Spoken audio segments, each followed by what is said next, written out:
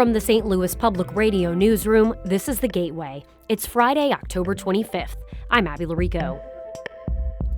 It's less than 2 weeks until Election Day, when Missourians will vote for both the president and a U.S. senator. They will also choose the next governor of the state. Beyond the candidates themselves, down-ballot issues, including overturning Missouri's abortion ban, could be factors in determining the winner. I think that Amendment 3 really will have the most influence. St. Louis Public Radio's Sarah Kellogg breaks down the Missouri governor's race, now in its final days, after this news on The Gateway. St. Louis public safety officials broke ground Thursday on a new building that will house all the city's 911 dispatchers. St. Louis Public Radio's Rachel Littman reports. The new facility will be built on city-owned land in the Jeff Vanderloo neighborhood. It will allow St. Louis to centralize its 911 dispatch for police, fire, and EMS. The City Emergency Management Agency will also be based there. Public Safety Director Charles Coyle says the building can hold more dispatchers, which will help bring down wait times for 911. And with our cross-training, we'll be able to have people in positions that they normally would not have been in to make sure that we're there when the citizens call for any type of emergency. Funding for the $45 million project comes from a combination of federal, state, and local resources. I'm Rachel Littman, St. Louis Public Radio. St. Louis County is looking for ways to mitigate and prepare for extreme weather events caused by climate change. A $765,000 climate action plan approved by the county council will be funded by NFL settlement money. At a bill signing ceremony Thursday, County Executive Sam Page said it's important to make this investment for future generations. How goes St. Louis County goes the state.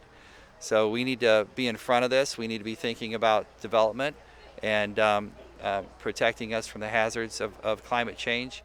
A consulting firm will create the science-based plan with input from residents and local officials. When it's published in about 2 years, the county council will consider how to implement the recommendations. Officials from the Federal Centers for Disease Control and Prevention say there's no evidence that human-to-human transmission of bird flu occurred among Missourians earlier this year. St. Louis Public Radio's Sarah Fenton reports the agency had tested blood from health workers who had been exposed to a person with the virus. Federal health officials began investigating a case of bird flu in a Missourian who had no recorded contact with animals. Other cases of the H5N1 virus had been in people who caught it from cows and poultry. The agency tested the blood of health workers and one family member who were in contact with that case to see if they also tested positive for the virus. A positive test could indicate H5N1 could spread among humans. The agency this week found the health workers were all bird flu negative. Additionally, the scientists found blood from the initial patient and their family member shows they may have been exposed to or previously infected with the bird flu. CDC officials say the results indicate the risk of humans contracting bird flu remains low. I'm Sarah Fenton, St. Louis Public Radio. Some farmers selected for a federal grant program are without their funding for now. That's because Missouri lawmakers included only about $2 million of the $7 million federal dollars received for the grants in their state budget. The Resilient Food Systems Infrastructure Grant Program aims to help small producers get their products to more customers. Missouri Representative Greg Sharp says lawmakers weren't trying to cut the funding so much as rushing to get the budget done. At the budget process there at the end of the session and between the House and the Senate, we have a tendency to jam everything through at the last. And I think there's some language that wasn't in there to spend the money. Sharp, a Republican, expects the remaining dollars to be allocated as part of the supplemental budget early next year. An East St. Louis nonprofit received a nearly $450,000 Illinois state grant to help bring safe and enriching after-school programming to the Metro East. East Side Aligned plans to open on-site mental health services and expand its science, technology, engineering, art, and math programs to area youth. The state grant is funded through its Restore, Reinvest, Renew program, which uses revenue from adult recreational cannabis sales.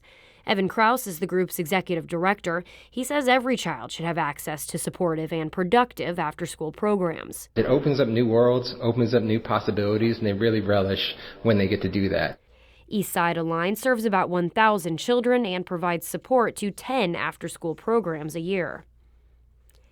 A St. Louis development corporation opened a retail small business incubator last week in the Grove neighborhood. Every 14 months, the Eric Outlaw Business Center will give 3 minority female entrepreneurs a space to sell products and the knowledge to run a successful retail store. St. Louis Public Radio's Andrea Henderson reports on one of its first featured businesswomen. For years, Joy Wiley burned soy wax candles throughout her home. She later realized that some chemicals in the candles were causing her asthmatic children's breathing issues. In 2019, she started JR Candle Company. The candles are filled with coconut apricot wax and free of many toxins. She's had her ups and downs as a Black entrepreneur. One challenge is getting her business funded outside of banks, since her husband had prior issues securing loans for his business. Banks say, oh, well, you need to be making $200,000 and you need this credit score, and you meet all of those things, and you go in for the meeting and they still tell you no. Through the program, Raleigh plans to build out her marketing campaign and learn how to run a successful brick and mortar. I'm Andrea Henderson, St. Louis Public Radio.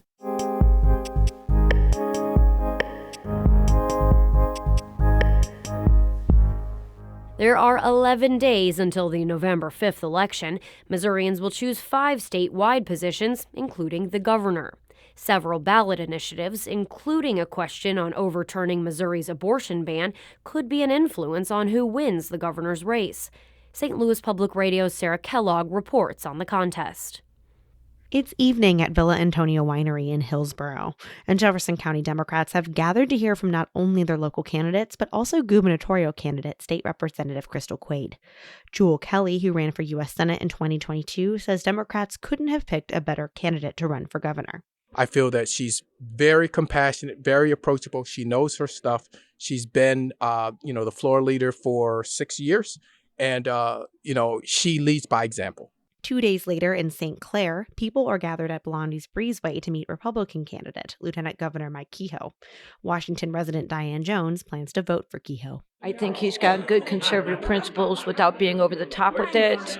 So I supported him in a primary as well, and I think that he's the right guy to lead it in the right direction. Missouri has not elected a Democrat to a statewide position since 2018, and a SLU YouGov poll published in August has Kehoe ahead of Quaid by 10%.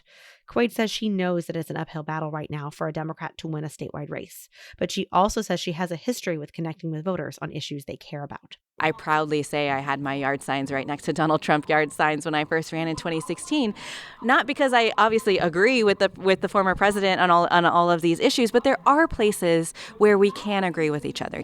For Quaid, some of those issues include access to childcare and quality of education in Missouri. Meanwhile, Kehoe says his number one issue, if elected, would be addressing crime in Missouri, followed by the economy. Even though Kehoe is more likely to win, he says he's not taking anything for granted leading up to Election Day.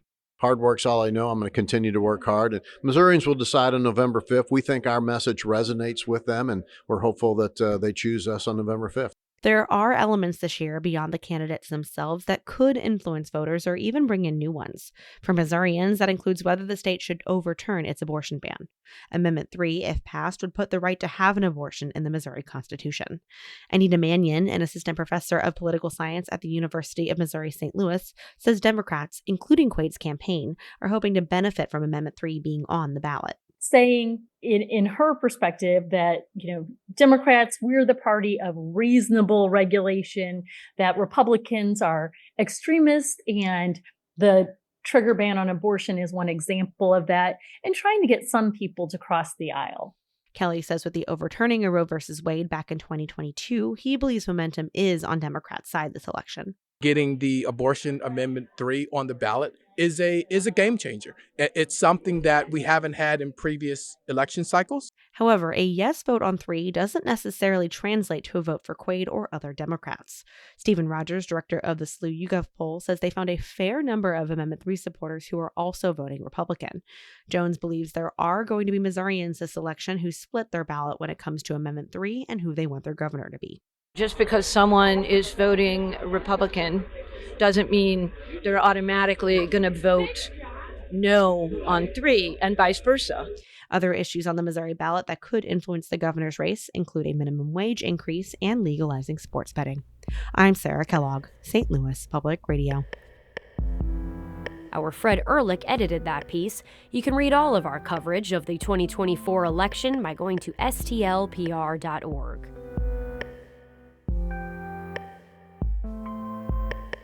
The Gateway is a production of St. Louis Public Radio, a listener-supported service of the University of Missouri St. Louis. Music by Ryan McNeely of Adult Fur.